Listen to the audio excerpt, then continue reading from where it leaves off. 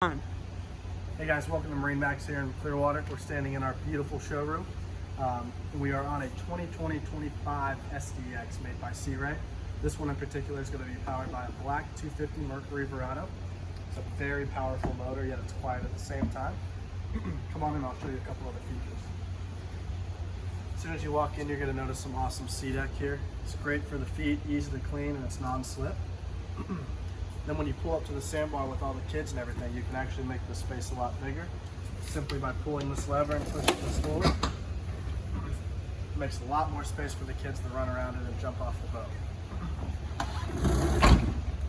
Then put this back in position.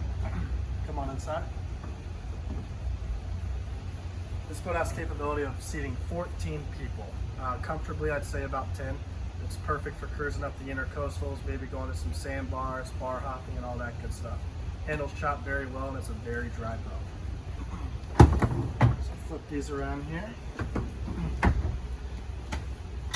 You have a nice lounge area in here with a nice porta potty as well. It is a pump out head.